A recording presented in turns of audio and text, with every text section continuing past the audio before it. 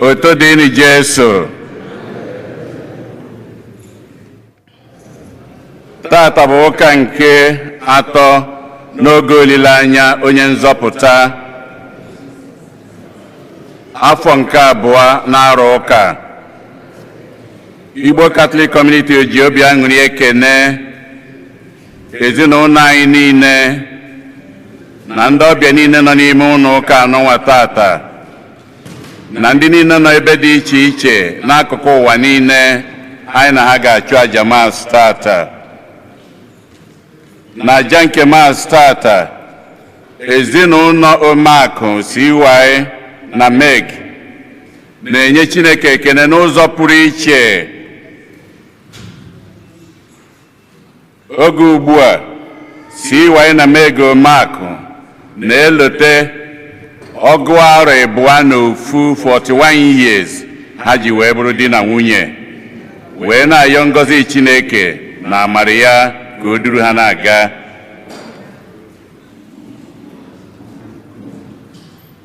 Mberu na Ego Mmeje na-enye Chineke ekene na-ayọkwa Johnny Moses ka eje nata nchekwaba ya n'isi Rose Ngozi Ọkwọ. Oge ugbu a na-eme mmemme dị iche iche ka Chineke chekwaa onye ọbụla. Ezinụlọ Omeakụ na-asị happy birthday na ngọzi na amara ya n'isi Chigozie Elijah Omeakụ na Emma Ikebodo, ndị na-elote mgbe ejikere nwa ha. Chimezie na Helen Duriyesie na-ayọkwa maka Johnny Moses na nchekwaba Chineke n'isi ezinụlọ ha niile oge ugbu a niile a na-eme mmemme, wee na-ayọkwa ngọzi Chineke na amara ya. Ezinụlọ Omeakụ na-asịkwa happy birthday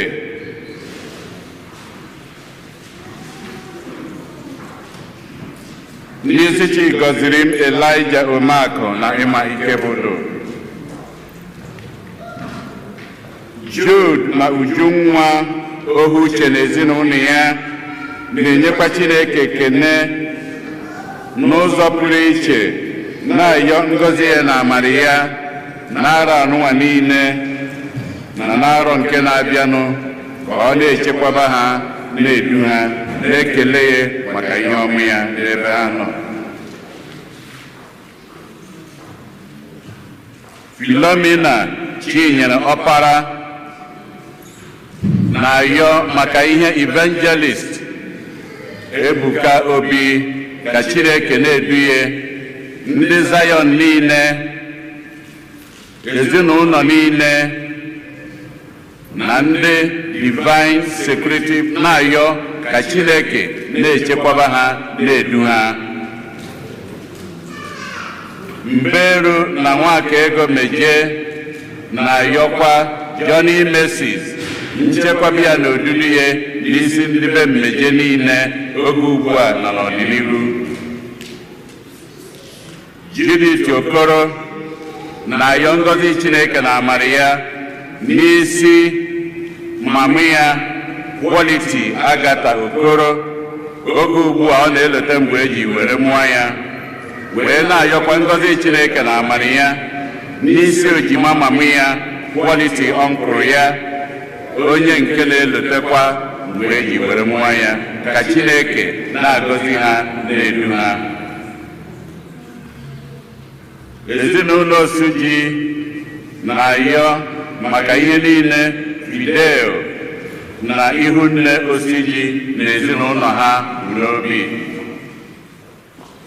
Agatha Okoro na-enye Chineke ekene n'ụzọ pụrụ iche oge ugbu a, nyenwa na onwe ya Quality Agatha Okoro na-elote mgbe eji wee mụọ ya, wee na-ayọkwa ngọzi Chineke, amara ya na odudu ya. Ken na Okechukwu Onyejiji na-ayọ maka mkpụrụ obi Mark na Teresa Onyejiji. Ezinụlọ Ogoke na Ejike na-ayọ maka mkpụrụ obi Luke Sunday Ejike. Emma Obiora na ezinụlọ na-ayọ maka mkpụrụ obi Nkechi Molokwu, Sylvester Akametalụ, Innocent Akametalụ na Ernest Obiabulu. Angela Chilaka na-ayọ maka mkpụrụ obi papa ya Cyril Aikidioka Ofuaro o ji wee rapụ ụwa nke a. Ben na Barbara Amadi na ezinụlọ ya na-ayọ maka mkpụrụ obi Chukwuka Dibia Ojunwa. Ezinụlọ Ọkwara na-ayọ maka mkpụrụ obi nwa ha Ngozi Ọkwara bụ nwa ụmụ nke ha Obinna na nwunye ya Ọkwara. Ezinụlọ Ọba na-ayọ maka mkpụrụ obi Teresa Nwadinume Ọba. Josephine Obieje na-ayọ maka ndị niile nwụrụ n'ezinụlọ Obieje na ndị niile nwụrụ n'ezinụlọ Ezomchi. Adakụ Mmụọgbuo na-ayọ maka mkpụrụ obi Gabriel Ezeọba, Caroline Ezeọba, Catherine Chukwudozie, Regina Ojukwu na Elizabeth Obi.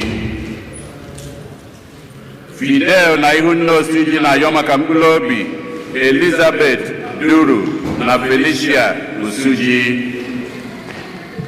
Ezinụlọ Emenogu na-ayọ maka mkpụrụ obi Okenze Kevin Chima Emenogu. Chris Obieje na ezinụlọ ya na-ayọ maka mkpụrụ obi papa ya Patrick Obieje, onye nke rapụ Ọgụ-Arịbụa-11 gara aga, wee na-ayọkwa maka mkpụrụ obi nwanne ya nwoke Donatus Obieje, onye nke a na-elote Arisi o ji wee rapụ ụwa nke a. Ịma na Tony Ikeburu na-ayọ maka mkpụrụ obi Edwin Nnanyelugo Ibe bụ nwanne Kate Okoye, onye nke rapụ n'ụtụtụ anụnwa. Ka mkpụrụ obi ndị a niile nwụrụ anwụ ha kpọpụtalụ, ka mkpụrụ obi ndị niile kwenụ gara aga. Onye isi nchụaja na aja nke maasị anyị tata bụ ụkọchukwu Marcelinus Mbata. Kịta ka anyị were aṅụrị na okwukwe tinyekọta ọnụ na ukwe.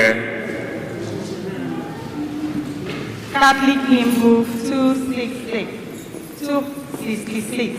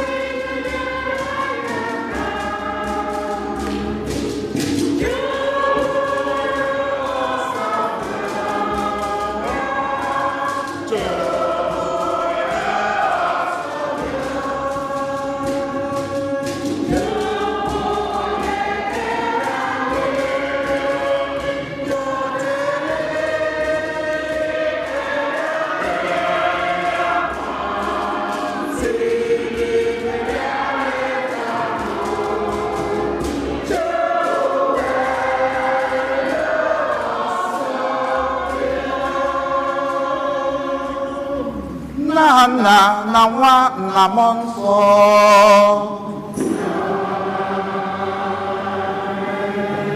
Ka amara nke onye nwe anyị Jesu Kristi na ịhụnanya nke Chukwu Nna na mmekọrịta nke mmụọ nsọ dịrị unu niile.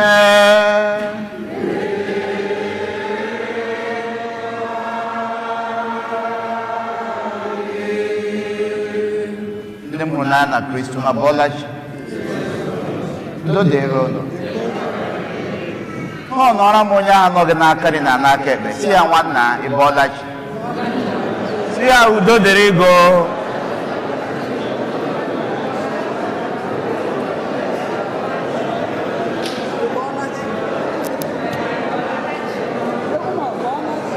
Ekele dịrị Chineke onye kpọkọtakwara anyị n'ihu ya ọzọ.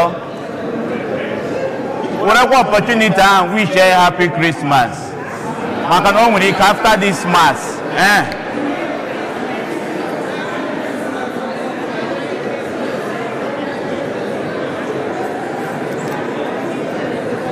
maka na amarala m ma ọ bụghị taa ka anyị na-eje aha and agbasakwa mass a before Sunday ọzọ.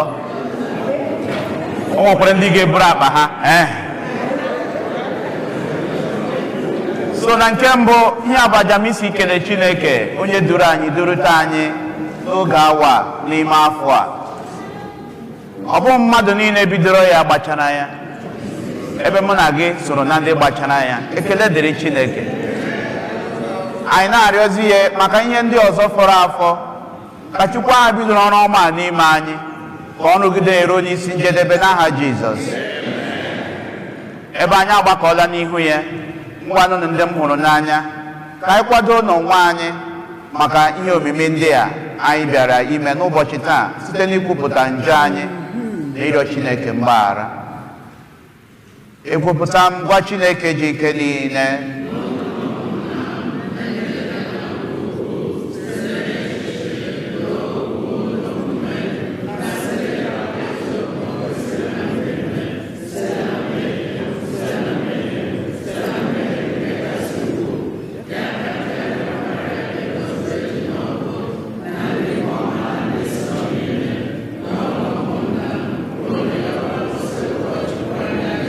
ka Chineke ji ike niile mere anyị ebere, gbaghara anyị njọ anyị ga ma ha durute anyị na ndụ ebighị ebi.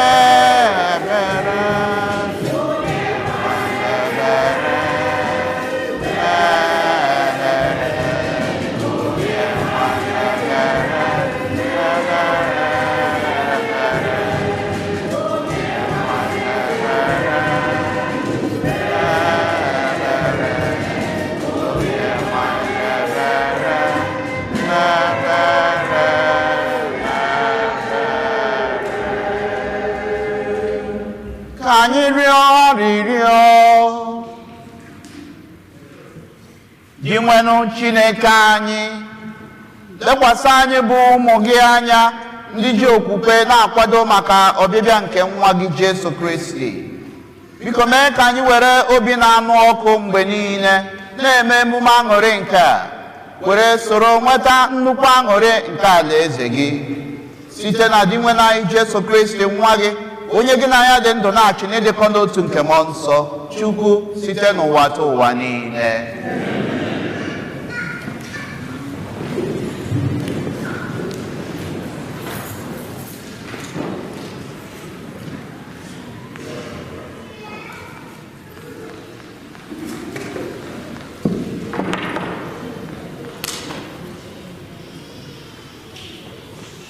ihe ọgụgụ e wetara n'akwụkwọ onye amụma Aịzaya.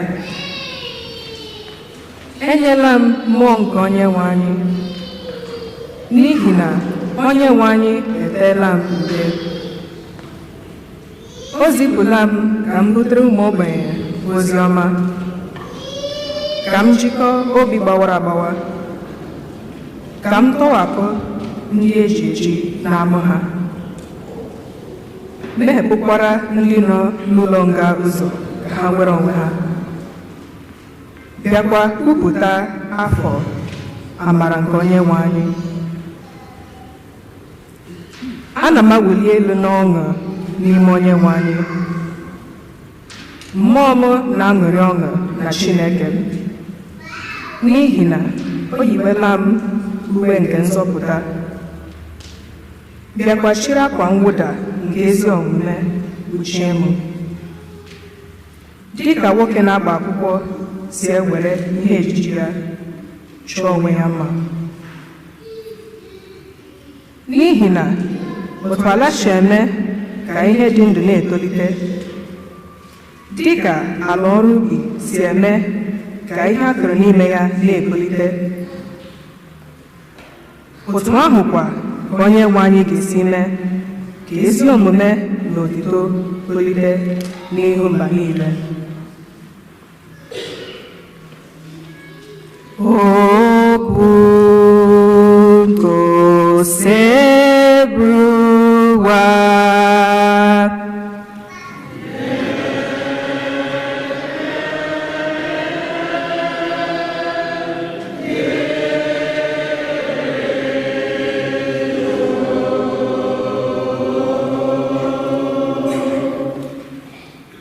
abụ ọma na azịza. Ihe anyị ga-aza bụ mmụọ m na-aṅụrị ọṅụ na Chukwu m.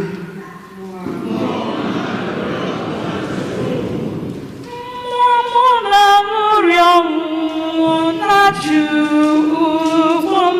Mmụọ m na-aṅụrị ọṅụ na Chukwu m.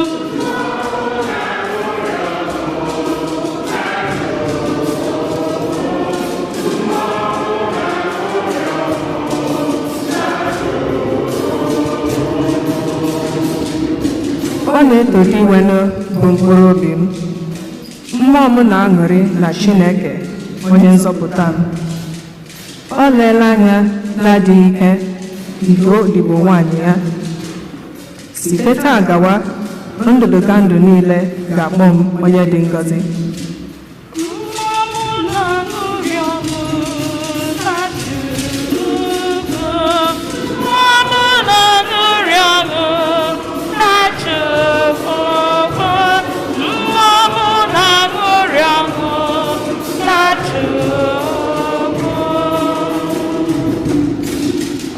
Onye ji ike niile emerela m nnukwu ihe ịtụnanya. Aha ya dị asọ. Ebere ya si na ndụdụga ndụ ruo na ndụdụga ndụ maka ndị na-atụrụ ya egwu.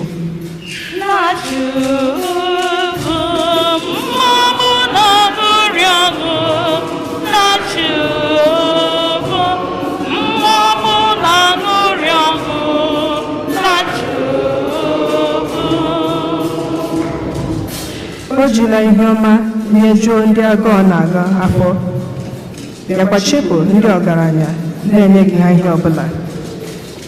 Ọ chekwawara Izrel nwa odibo ya na ncheta ebere ya.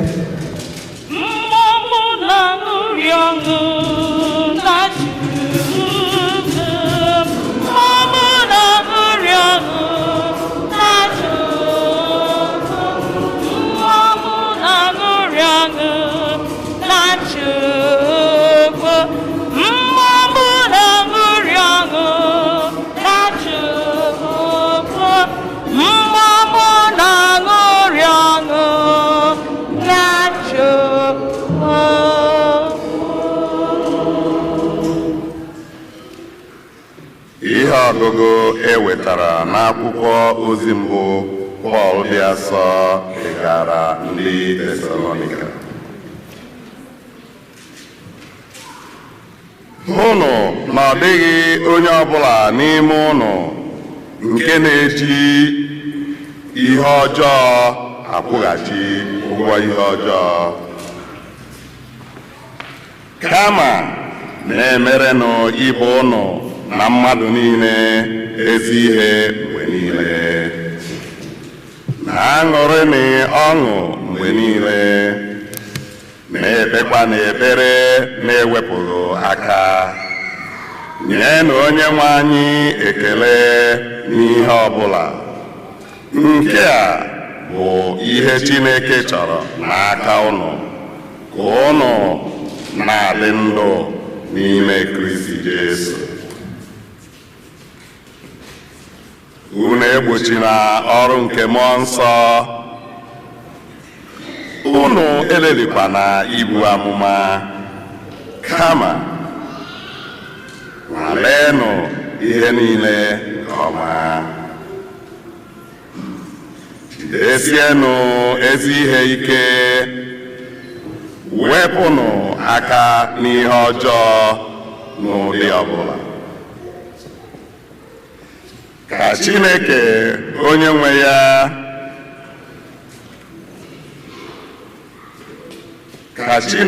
n'onwe ya onye na-enye udo doo unu nsọ n'ụzọ dum, ka o debezukwa mmụọ unu na mkpụrụ obi unu na ahụ unu dum, ka a ghara inwe ihe a ga-eji tụọ unu ụta mgbe Onyenwe anyị Jesu Kristi ga-abịa. Chineke bụ onye na-akpọ unu kwesịrị ntụkwasị obi. Ọ ga-emezukwa nkwa ya. Okwu nke osebụrụ ụwa. Hallelujah for the Lord God, omnipotent reigneth. Hallelujah, hallelujah, praise the Lord. Hallelujah for the Lord God, omnipotent reigneth. Hallelujah, hallelujah, praise the Lord. Hallelujah. Omnipotent reigneth.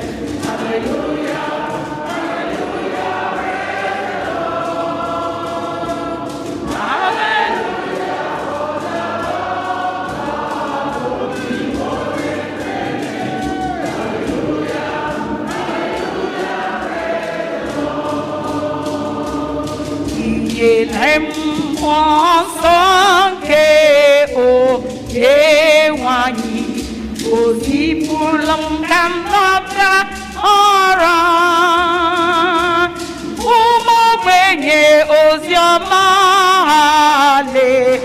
hallelujah hallelujah hallelujah praise the Lord hallelujah.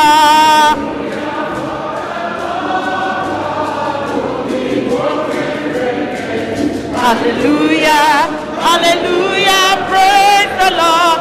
Oh, hallelujah, for the Lord God, omnipotent. Hallelujah, hallelujah, praise the Lord. Onyenwe anyị nọnyere unu.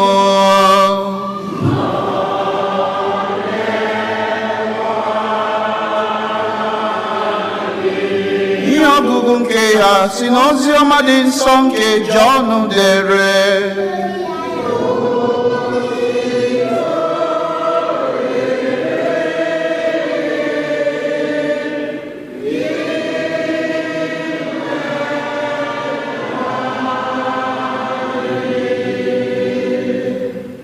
Ọ dị otu nwoke Chineke zitere, aha ya bụ Jọn. Ọ bịara ịgbara ìhè ahụ akaebe ka mmadụ niile were si n'aka ìhè ahụ nweta okwukwe. Ya onwe ya abụghị ìhè ahụ, kama ọ bịara ịgbara ìhè ahụ akaebe. Nke a bụ akaebe nke Jọn gbara n'oge ahụ ndị isi nke ndị Juu siri na Jerusalem zigara ya ndị nchụaja na ndị Livai ka ha jụọ ya onye ọ bụ.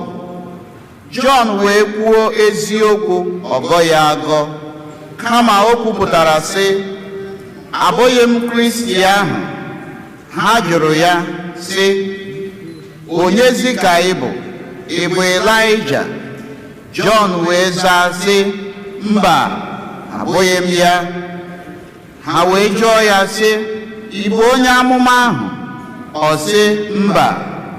Ha wee sị ya, gwana anyị onye bụ, ka anyị wee nwee ike nwee ihe anyị ga-aza ndị zitere anyị. Gịnị ka ị na-ekwu banyere onwe gị? Jọn wee sị, abụ m ihe ahụ onye amụma Aịzaya kwuru sị, otu olu na-eti mkpu n'ọzara, mee n'ụzọ nke Onyenwe anyị ka ọ kwụrụ ọtọ. Ụfọdụ n'ime ha ka ndị Farisii zitere. Ndị a wee jụọ Jọn sị, gịnị mere i ji eme ndị mmadụ mmiri Chukwu ma ọ bụrụ na ị bụghị Kristi ahụ, ma ọ bụ Elaịja, ị bụghịkwa onye amụma ahụ? Jọn wee zaa ha sị, eji mmiri eme ndị mmadụ mmiri Chukwu, ma otu onye guzo n'etiti unu, onye unu na-amaghị. Ọ na-abịa n'azụ m, ma ekwesịghị m ọbụnadị ịtọpụ eriri akpụkpọ ụkwụ ya. Ihe ndị a mere na Betani n'ofe Jọdan, ebe Jọn nọ eme ndị mmadụ mmiri Chukwu. Mgbe ozi ọma gosiri ụwa,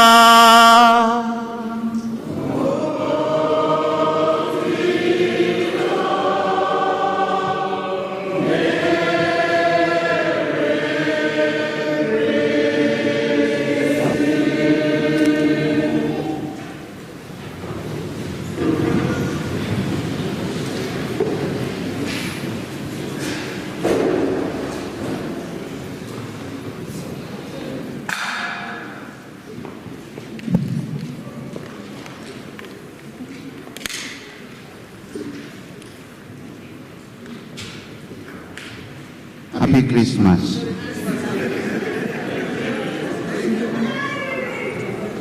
Ka ọ bụ na ọ ebe ụlọ ihe anyị na-asụ Happy Christmas, a sị gị Happy Christmas ga-ebupụtara isi ichiri anyị eri. Amen. Ya ihe mere m ji asụ na Merry Christmas ma Happy Christmas, ka ọ bụ na ọ sọrọ ya bụrụ anyị maka isi asị ya ebe ọ nọ. Adị m sure na Merry Christmas wee ebe n'ụlọ ihe a na-asụ Happy Christmas. Yes. Ama m sị afọ agwụna almost aga m ahụ n'ọzọ, ọ bụghị nke ọjọọ nke ọma, because ama m na abụ na agbasa amasị akịta onye ọbụla eje hazie akpa ya, hazie paspọtụ ya, ọtụtụ ahaziele tiketi ha hazie.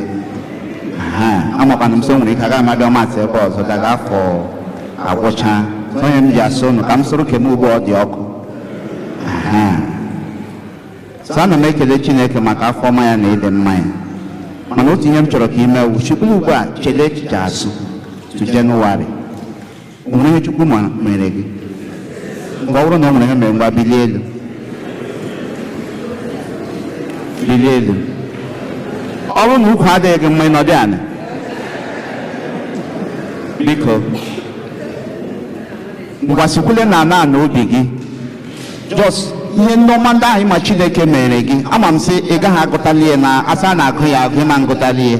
Ọ bụ otu ọwa abụọ bụ atọ, ngwa si n'ala ala obi gị kelee ya, so onye nwe m ekele dịrị gị maka nke a, maka nke a, maka nke a. Onye nwe m ana m ekele gị. Ọ bụna dị na ị mere ka m dị ndụ soro na-agba Krismas nke afọ a. Onye nwe m ekele dịrị gị. Na ị mere ka m bịa n'ụlọ gị taa wee na-anụ okwu gị. Onye nwe m ekele dịrị gị.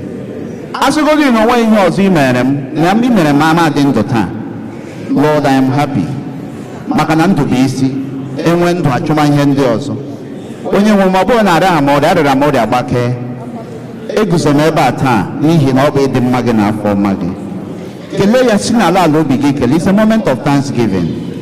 Chukwu arụkakwanụ maka na ọ sị na anyị bụ ahịhịa ma ndị iro anyị efopụla anyị, mana ebe Chineke dị ndụ, ọ sị na ebe ya dị ndụ na anyị ga-adị ndụ.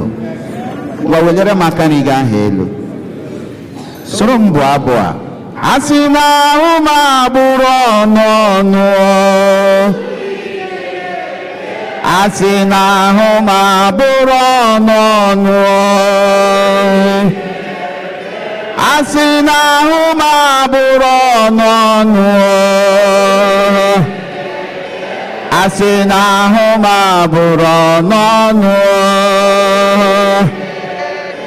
a sị na ahụ m abụrụ ọnụ ọnụ, a sị na ahụ m abụrụ ọnụ ọnụ, a sị na ahụ m abụrụ ọnụ ọnụ, a sị na ahụ m abụrụ ọnụ ọnụ, a sị na ahụ m abụrụ ọnụ ọnụ, a sị na ahụ m abụrụ ọnụ ọnụ, ọzọ gị nye ya ekele. Akọla m ọnụ gị bụ onye iro m, onye na-ajụ m so lebe chi m nọ. Akọla m ọnụ gị bụ ajọ mmụọ, mgbe ọbụla m kpọrọ chi m nọ na-aza m nkọwa mmesọmanya. Chi ga-eje chi ga-abụ nkọwa mmesọmanya ha. Ihe ọma ọ na-emere m, ekpere ọzara n'umeghe, ọ bụ n'ije odoro n'ume. Nkọwa mmesọmanya chi ga-eje chi ga-abụ. Thank you, Jesus. Kind of that.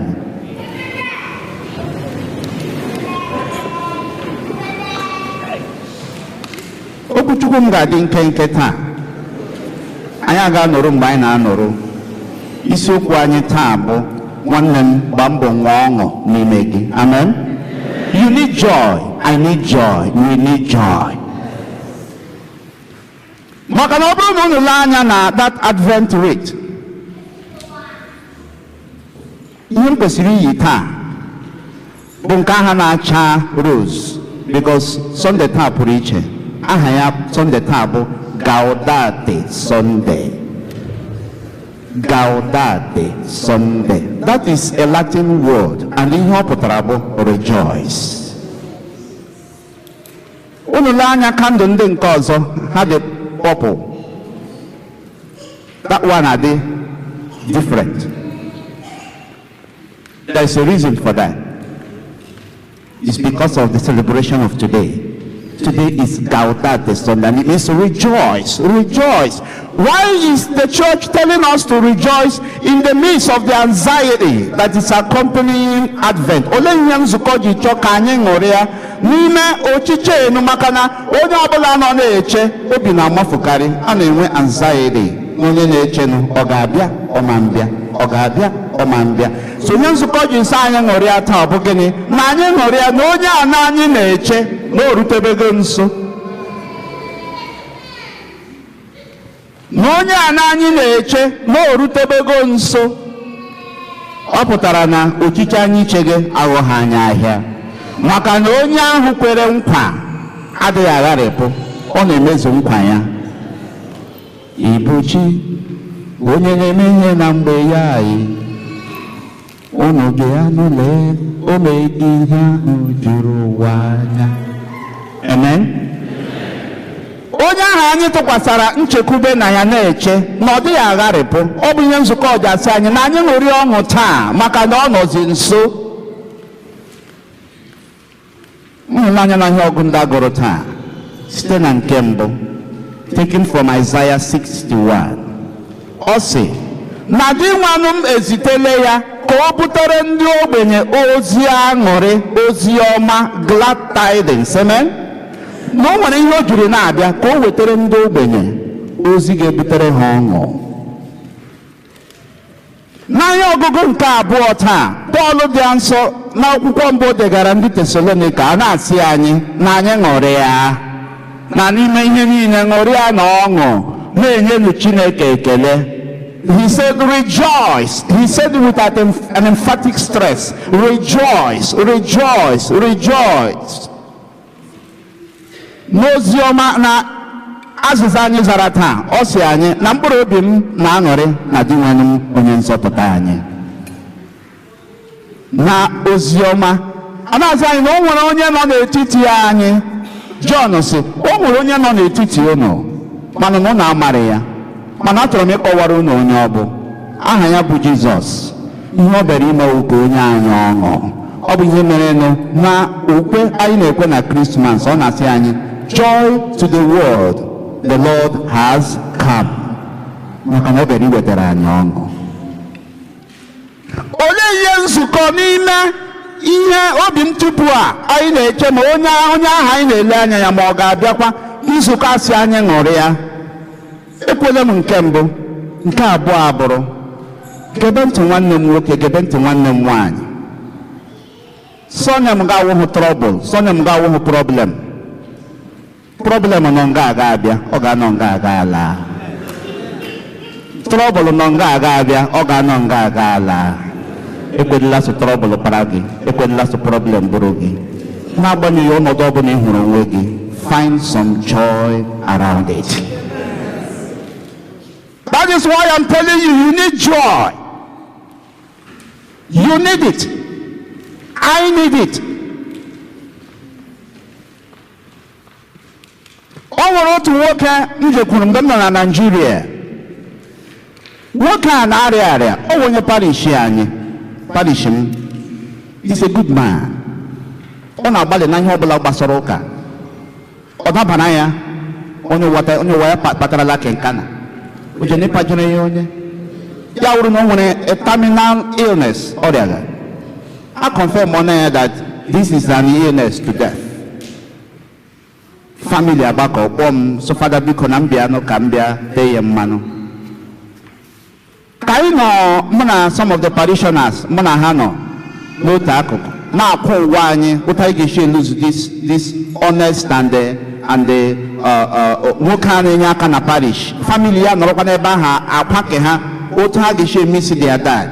This man nọ n'elu bed. Onye ọbụla batara nga ya were a very wonderful smile nabata ya. Ya na ya akọrọ ya with every amount of joy in the man. M nọrọkwa na one side na-ele ya. Ọ maghị m legere ya. Anyị nọrọ ebe ahụ na-akwụ ụgwọ anyị. Nwoke a nọrọ ebe ahụ na-enwe aṅụrị. Leta m ejekwuru ya si ya nna ya ukwu. Anyị nọ ebe a na-akọ otu anyị ga-esi emesi gị nọrọ nga na-enwe ọṅụ gị. Ya sị Fada ka ya jụọ m ajụjụ. Ma ọ bụrụ na ugbu a na ya nwere two options, to be happy and to be angry at this particular minute. Lelee ka m ga-asị ya họrọ. Na ma ọ ga-asị ya họrọ iwere iwe na ọnụma bụzụ onwe ya ahụ na one little time a ya nwere to spend in this life, kama ọ ga-achọ ka ya were ọṅụ nabata ndị ọbụla bịara ileta ya and spend this little moment ya nwere with life in happiness and joy. But that man taught me a lesson that day. He taught me something. He went to my wagi. Iriaga o. Uriku iwe na ọnụma. Shina Amaraku Junction. Wegide ya. Wero ya Aba branch. Ọrịa ahụ agaghị ekwo n'ihi iwe na ọnụma ahụ laa. O wee eziokwu ọwasị.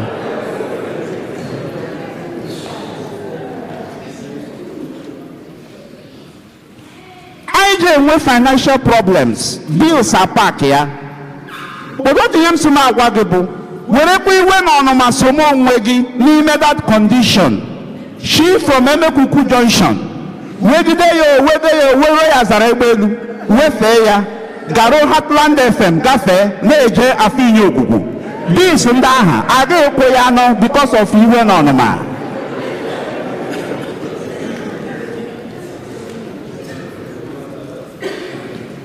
ndụ anyị bịara nwere a lot of challenges nọ n'ime ya, na n'agbanyeghị how wise dị, n'agbanyeghị ego ole ị nwere, n'agbanyeghị moto ole ị gbaga, n'agbanyeghị ma iwu medical doctor, n'agbanyeghị ma ị gụrụ elu gụọ ala gụọ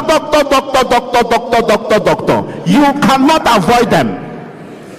They come to you like when you didn't even budget for it. What do? You kill yourself? If you kill yourself, problem ahụ a ga-eso gị ala. Ihe chikwe na ahụ gị mapụga chọrọ onye ọzọ. Asị na ndị rịara kansa bụ kansa ha alaga, kansa gara afọ ebe a. Mana onye rịagidekwere ya nwụọ, ihe chikwe na ahụ ya mapụta chọrọ onye ọzọ. Why will you kill yourself because of problems? If you kill yourself because of problems, they're not going to follow you and go. Obviously, Ghana. Financial problems. Just find a button of happiness and just feel happy. Even if you don't know why not find some solace now when they're not around you and they are caring for you? When they're not around you, when they're not around you, they care for you. Why not find some? Because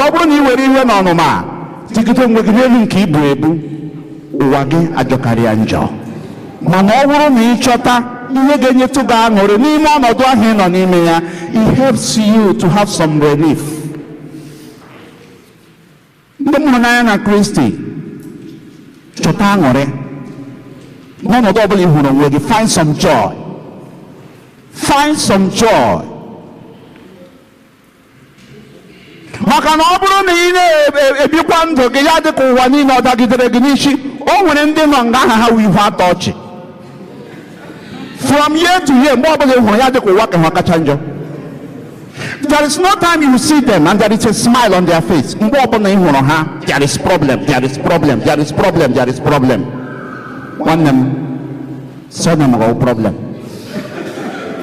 Why not keep it by the side and find some joy somewhere? Have some good friends who could help you find the button. That is where good friends come in. That is where good friends come in. And your reasoning is compromised. You call a friend. Problem that friend you have not thought of it before. Yes, why not try this? Why not try this? Okay. From there, you see that you come out from it.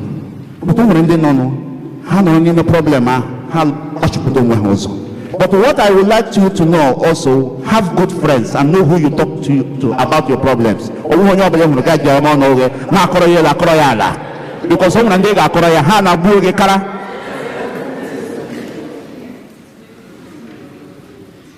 but at least find some joy.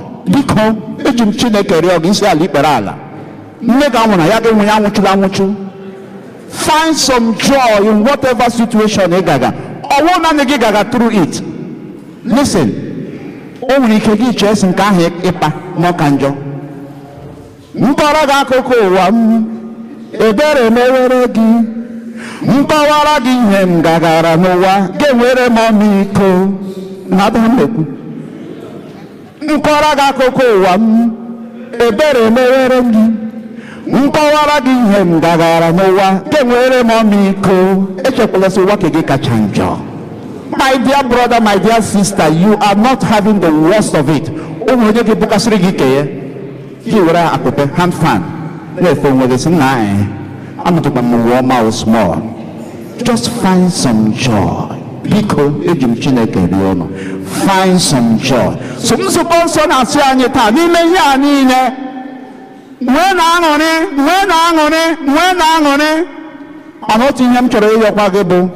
Ekwekwala ka ntọala aṅụrị gị bụrụ na ihe nke ụwa maka na mmadụ na-agha agha, mmadụ na-agharịpụ, sọ Chineke bụ onye na-adịghị agharịpụ.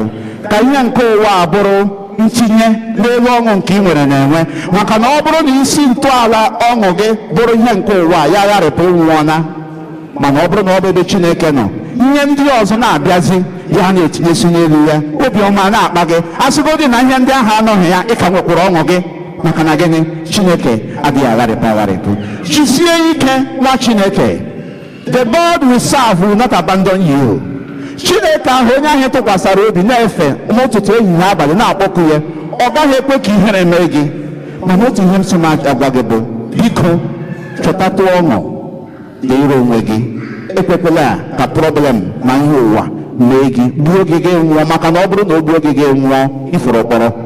Jisie ike kwudosi ike n'ezi omume chọta ọṅụ maka na ị chọrọ ọṅụ na ndụ gị. Udo dịrị unu.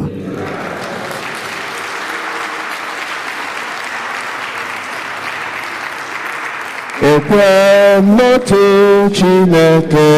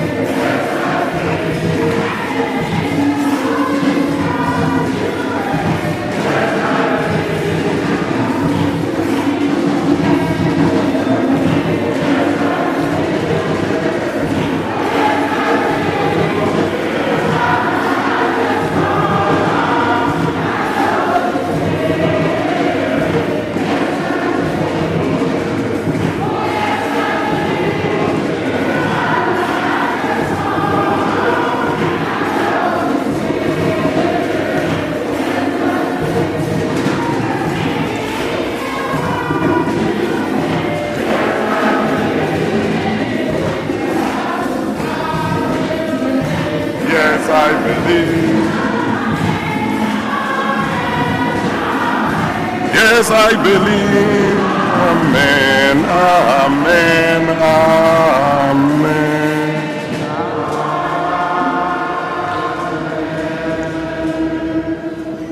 Ekpere nke ndị kwelụnụ.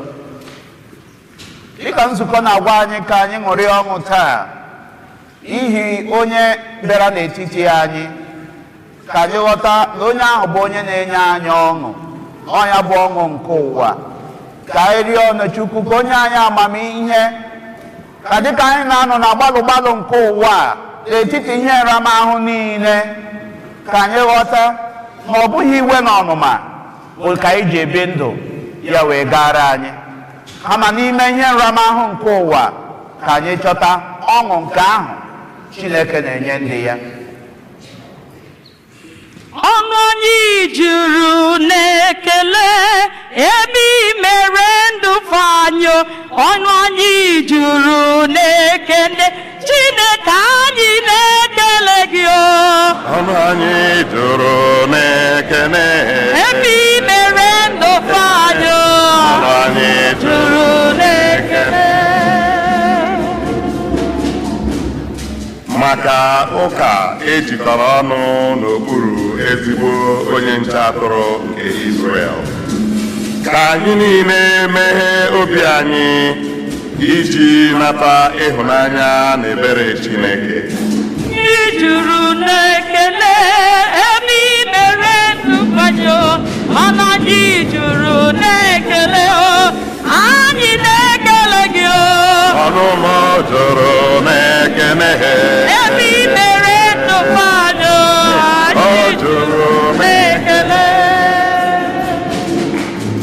maka ndị ọha obodo dị iche iche n'ụwa na ndị ndu ha, ọ kachasị obodo anyị bụ Naịjirịa na Amerịka anyị bi n'ime ya, ka ha mata ma nwee ezi nduzi iji onyinye niile dị iche iche Chineke nyere ha na-arụrụ obodo ọrụ maka ọdịmma mmadụ niile. ebe i mere ndụ faranyo. Ọnụ anyị juru onye na-eme mma anyị na-aja gị mma. ebe i mere ndụ faranyo. Ọnụ m juru n'ekele maka ndị ọrịa niile na ndị okenye, ọ kachasị ndị afọ ha dị n'akwụkwọ ekpere anyị, ndị ezinụlọ ha, ndị enyi ha na ndị na-elekọta ha, ka Chineke wetara ha ọgwụgwọ nsọ na agbamume. Ebe i mere ka anyị due. Ọnụ anyị juru n'otito Chineke anyị na-ekele gị o. Anyị juru n'ekele ebe i mere ndụ fanyo. Anyị juru n'ekele.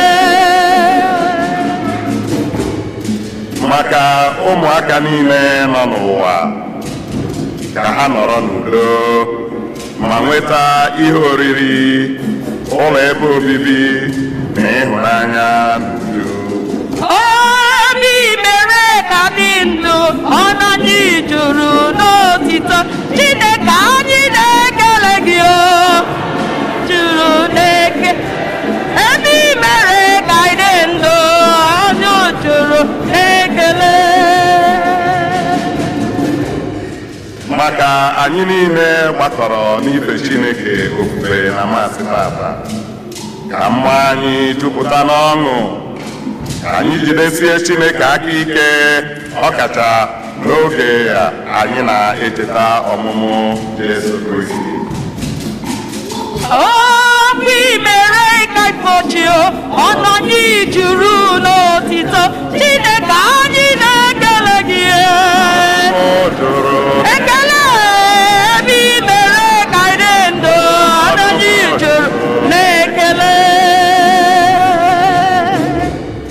maka ndị niile anyị na ha nọbụ ndị rapụgoro ụwa, ọ kacha ndị anyị na-echeta na masị tata, ka ha site n'arịrịọ anyị nweta ebere Chineke na ezumike ebebe na eze eluigwe. Imere ka anyị ndụ ọnụ anyị juru n'otito Chineke anyị na-aja gị mma na-ekele ebe imere ka anyị ndụ ọnụ anyị juru na-ekele. Ka anyị werezie mkpa ndị ọzọ dị n'ime obi anyị were chee n'ihu Chineke ugbu a.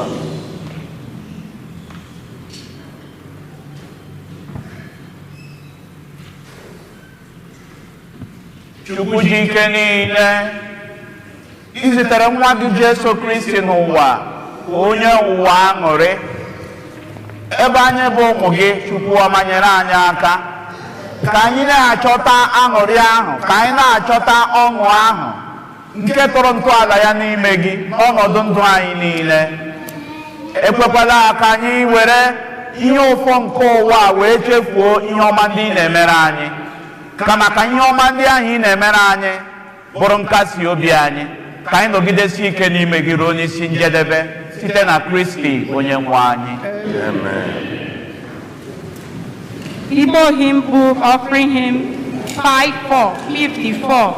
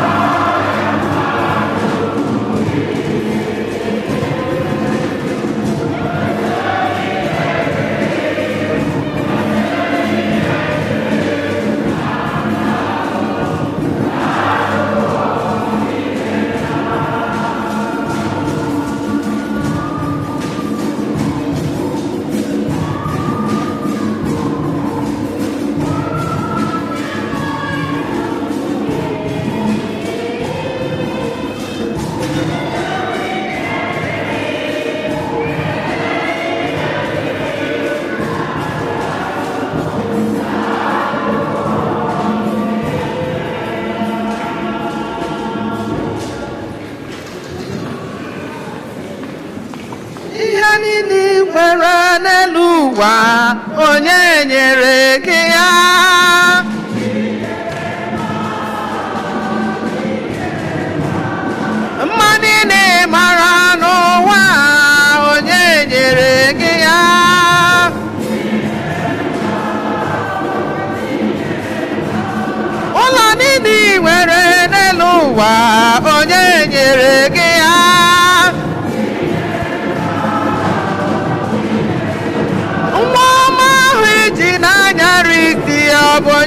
nyere gị ya.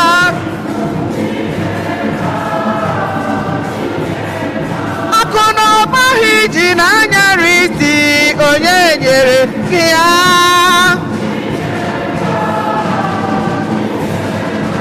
Oke akwụkwọ iji na-eme nganga na bụ onye nyere gị ya.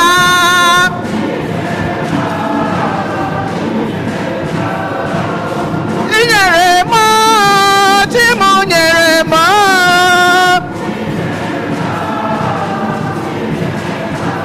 Kedu ihe ị nwere n'ụwa were nụ ya nye Chukwu, were ya nye Chukwu.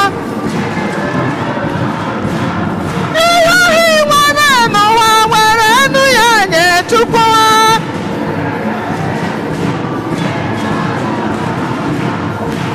chinyere m, chimụnyere m.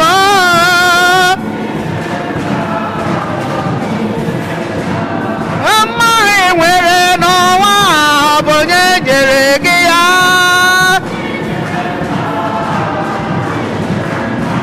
Ego niile ị nwere n'ụwa ọ bụ onye nyere gị ya.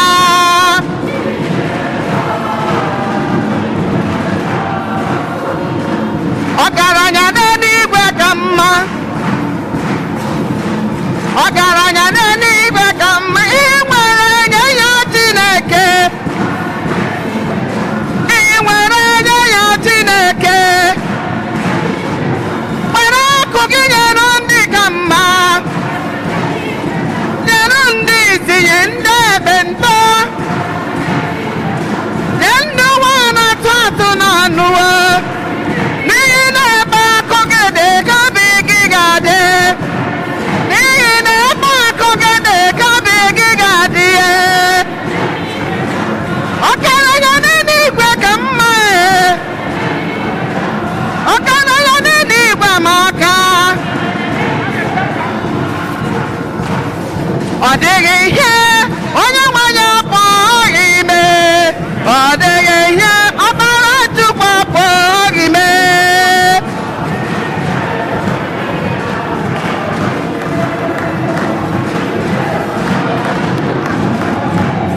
Ịma na ọ dịghị ihe onye na-enye ndị apụghị imere gị ihe, ọ dịghị ihe ọbara Chukwu apụghị ime.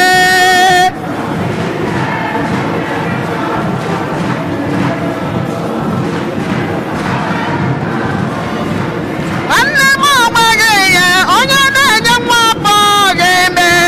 Ebe ọ kwuru okwu onye nwụrụ anwụ wee bilie.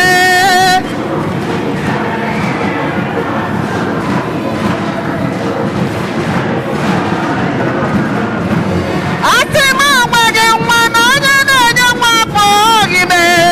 Ebe ọ kwuru okwu onye nwụrụ anwụ wee bilie.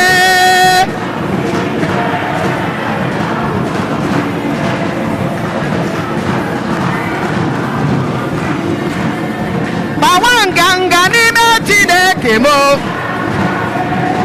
nwanne m ọ bụ ya kacha mma. Gbawa nganga n'ime Chineke, asị m ọ bụ ya kacha mma. Onye na-eme ihe ọma n'ime Jizọs, onye na-eme ihe Chineke na-achọ. Nwanne m ilewe onye ahụ na ị ga-ama ya. Ụmụ Chineke bụ nwa Chineke m. Onye ma onye na-eme mma bụ nwa Chineke, onye na-eje ụka bụ nwa Chineke. Ịkpọta nwa gị gbatịa na be Chukwu, nwa ga-abụrụ nwa Jizọs. Mewe nganga n'ime Chineke, nwanne m ọ bụ ya kacha mma. Mewe nganga n'ime Chineke m, ịma na ọ bụ ya kacha mma. Elu ụwa ọ dị mma dị njọ.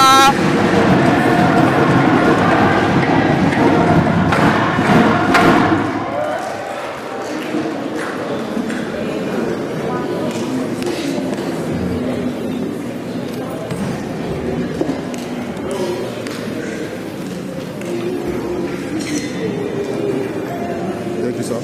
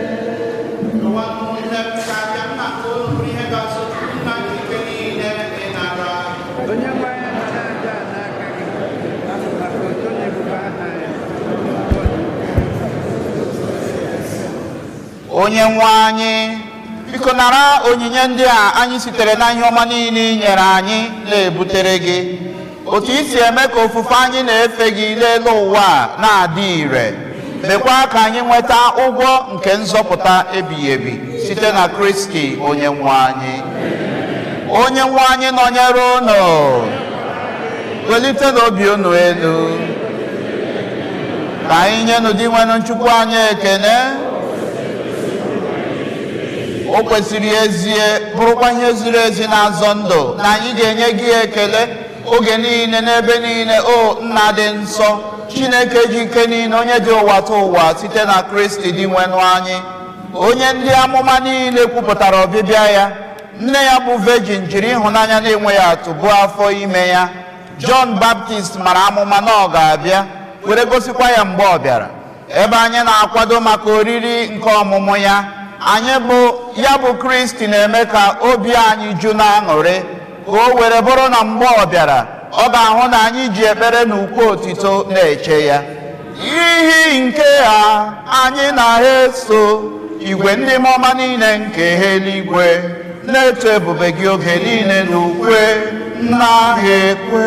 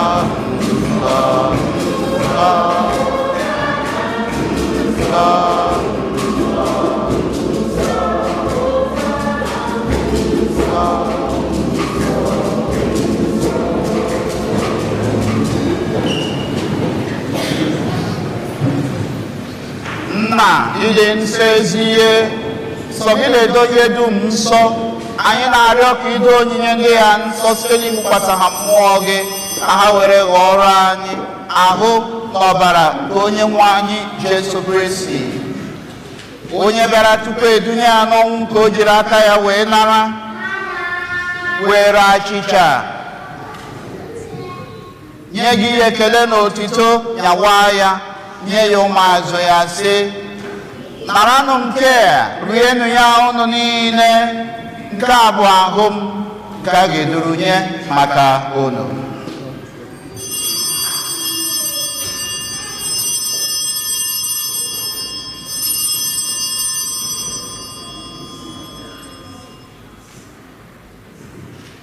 Otu ahụ kwa ka o siri mee mgbe erichara nri anyasị, o buru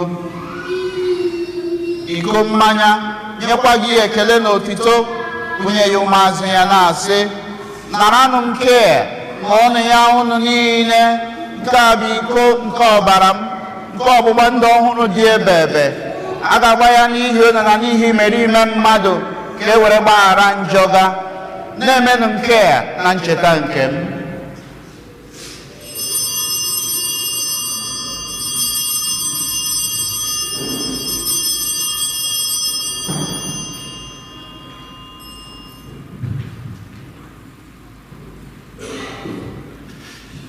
Ka anyị gwobota n'ihe omimi nke okwukwe anyị na-eme ugbu a.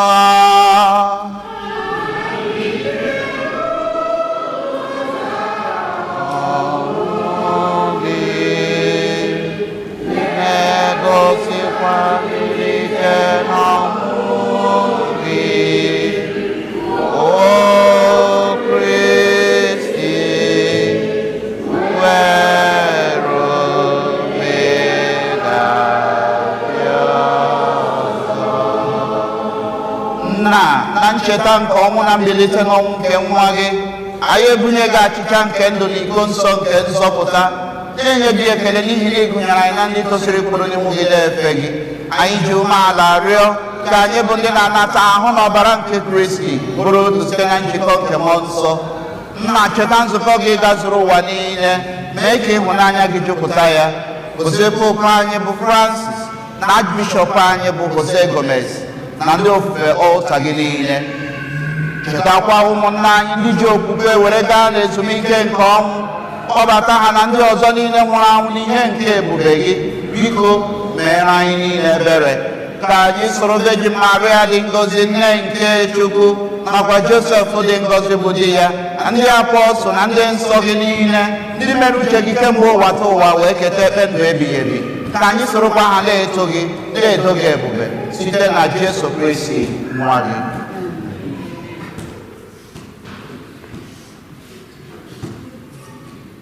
Ihe niile kere eke na-eso ya bụ Kristi, na-esikwa n'ime ya na n'aka ya, na anyị dịkọ n'otu nke mmụọ nsọ.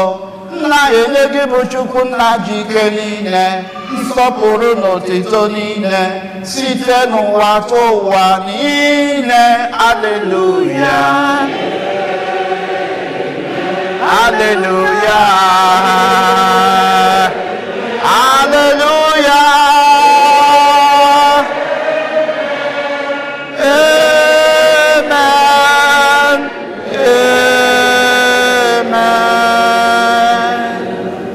Ụmụnne m, ka anyị were n'ekpere nụ onye nzọpụta anyị kụziri anyị, were kpọkuo Chukwu nna anyị nọ n'eluigwe.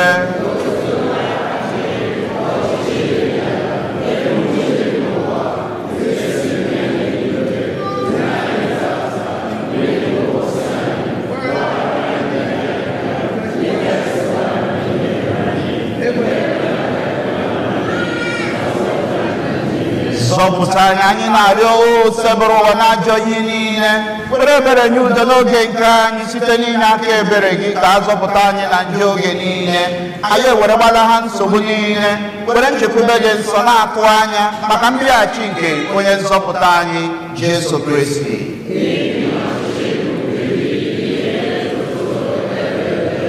Onye nwe anyị Jesu Kristi, onye gwara ndị apọstọl gị, udo ka m na-ahapụrụ n'udo nke m ka m na-enye unu, elekwala anya na njọ anyị kama na okwukwe nke nzukọ gị. Nye ya udo na anyị dịkọ n'otu ka uche gị siri chọọ, gị bụ onye dị ndụ na-achị ebighị ebi.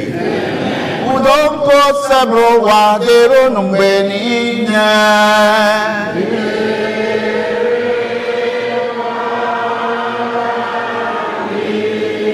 Onye ọbụla metụ ibe ya aka sị ya, ahụrụ m gị n'anya, ịwọ ndị ụwa ọma, ahụrụ m gị. Onye ọbụla metụ ibe gị aka sị ya, ezi nwanne,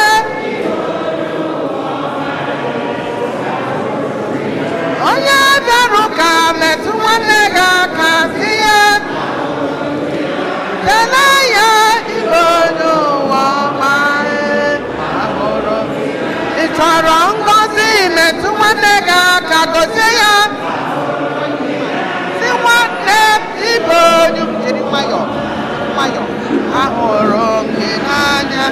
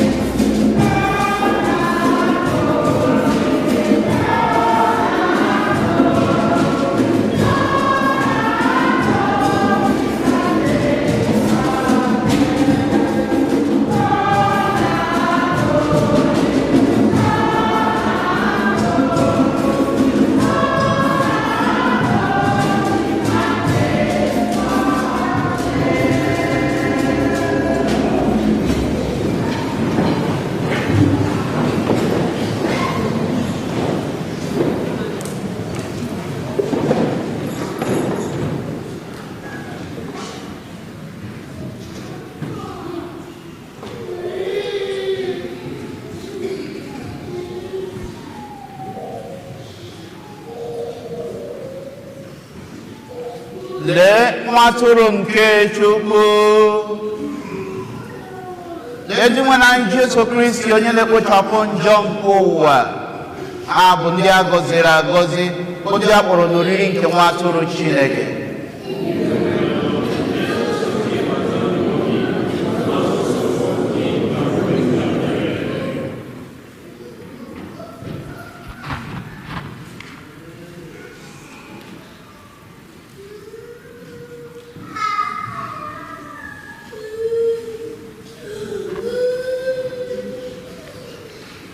Hymn number 6 from the Eagle Catholic Hymn Book, number 6.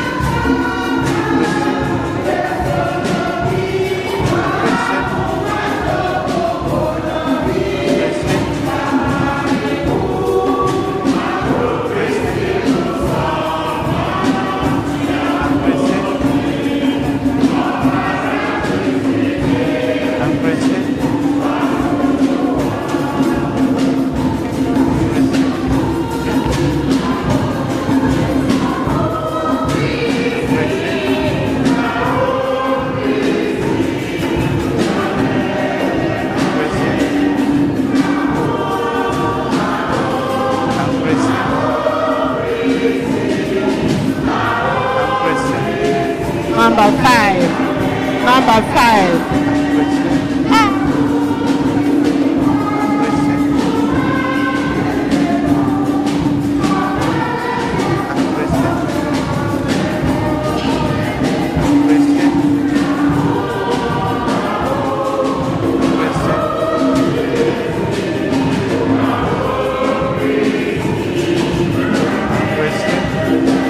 Number 5 from the Igbo Catholic hymn book. Number 5.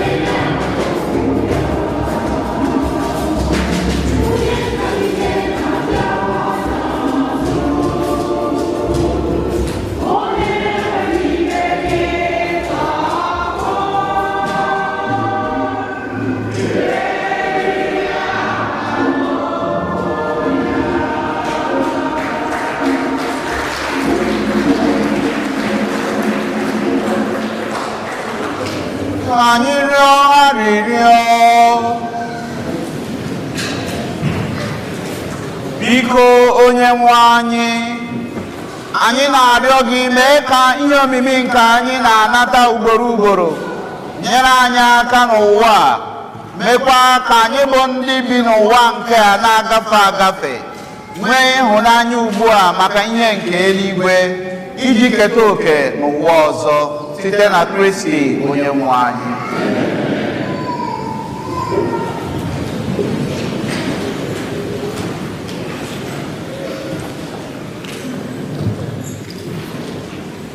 Kịta ndị ushers ga-agagharị, anyị nwere second collections. Ndị ushers ka unu n'anya envelope second collection tata maka retirement fund for the religious. Ushers kịta ka anyị were envelopes ka anyị kee.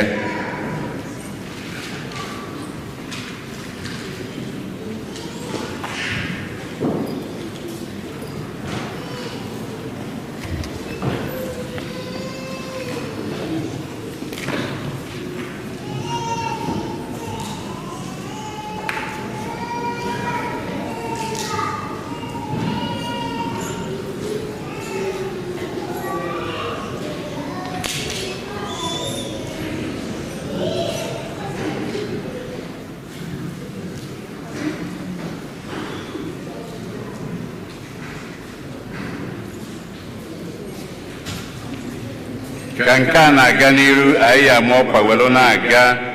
Ndị adịrọ nkwadebe tata iwere envelope ị nwere ike weta ya tinye na box, na rectory box, mail box ebe anwa, ọ iweta ya ụbọchị ụka ọzọ ma ọ na ga adịrọ nkwadebe ya tata.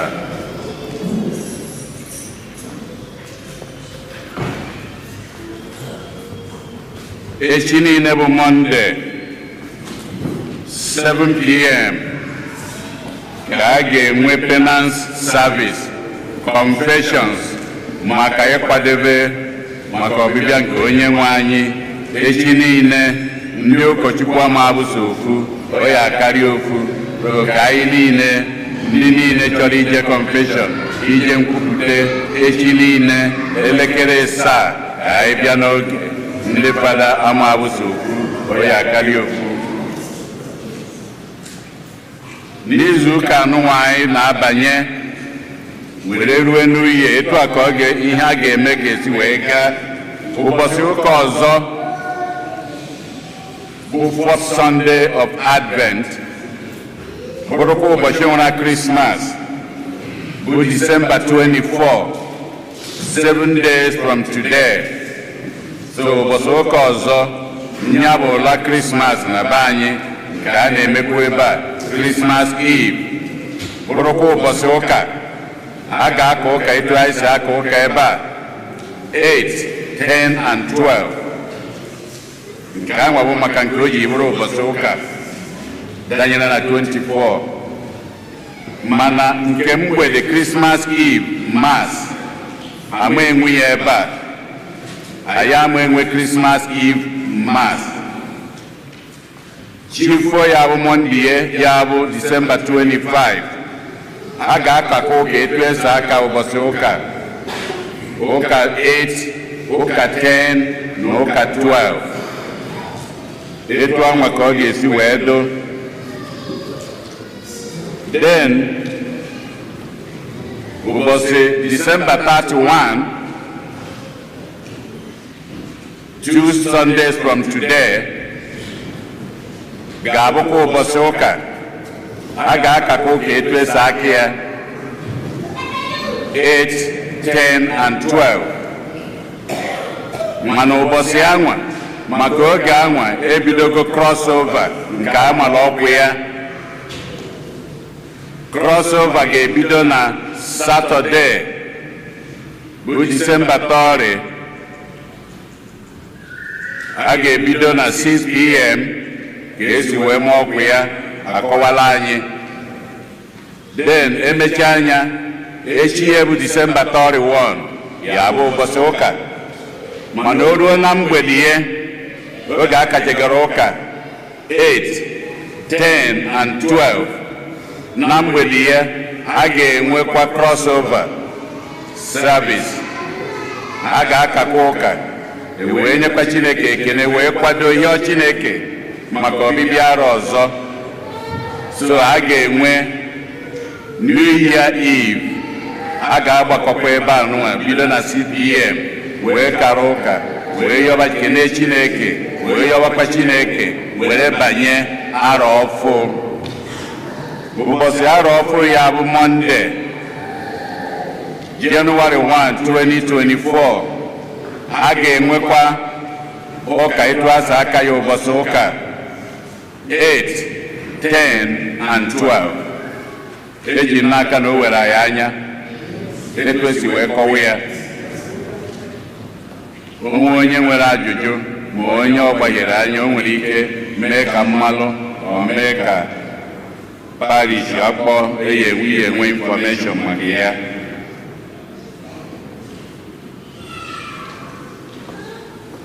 Akwụkwọ anụnwa nji o nwere onye tọgbọrọ ya n'elu moto one of us here last Sunday. Onye a bụ ka ọ bịazie ka o buru moto akwụkwọ dapụ from moto. So onye nwunye tọgbọrọ ya ebe ahụ o buru afa.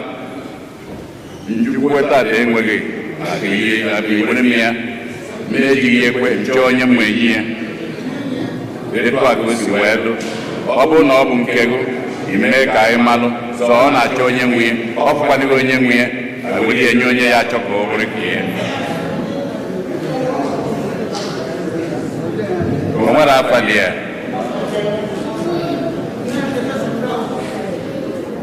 Anyị ji ohere a wee na-ekene onye ọbụla ndị niile na-enye aka ebe a n'ụwa, ndị niile na-ejekwanụ ijem ka Chineke na-edu ha. O edu unu n'udo na ọṅụ, dunatakwa unu n'udo na ọṅụ. Ka anyị na-ayọ ka edu ebe a, ka anyị na-ayọkwa anyị nwa na ebe a, anyị anọsi ike Chineke agọziri anyị ewere na-aga were na-echere unu ụlọ. Anyị na-ekene unu niile. Ndị tata bụ ụbọchị izu ha na-abịa ụka ebe a ha kwụrụ ọtọ. Ndị tata bụ ụbọchị izu ha na-abịa ụka ebe a ha kwụrụ ọtọ. Do we have any? Ọ dịkwa ka tata. Okay. Ọ nọ n'azụ azụ, o wenyere aka. Ọ nọ baide. Anyị na-ewenika aka ahụ ọzọ ka anyị fụkwa gị, ka anyị kụfụrụ na ya aka, ọ na-efe aka n'azụ. Nebe anya by my left, the end. Anyị na-ekene gị. Anytime you are around, please come back and worship with us. Anyị were kwuo otu aka ahụ wee na-ekene ụkọchukwu nke kara anyị ụka tata anyị na-afụba bụ Fada Masilinus Mbata ka anyị kụpụrụ na ya aka.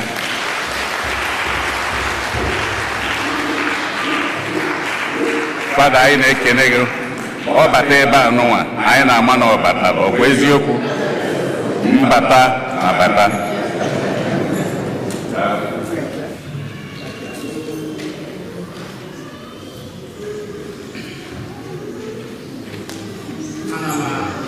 Tinyekwa olu m na nke nna anyị ukwu wee na-ekele anyị niile. Ndị na-eje ụlọ unu ga-eje n'udo lọta n'udo. Ndị nọkwanụ ebe a chegide ụlọ unu ga-anọkwa n'udo. Anyị ncha ga-anọ n'udo n'aha Jizọs. I wish you all a merry stroke, a happy Christmas. Thank you so much. Onye nwe anyị nọnyere unu.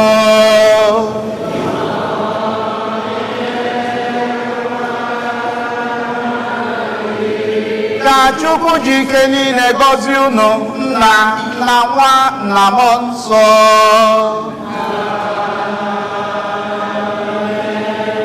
Misa gwụsịgo ka anyị labanụ n'udo.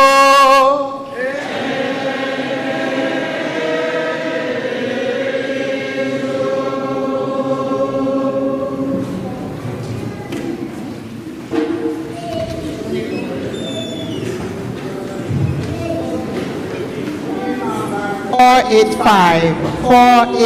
5.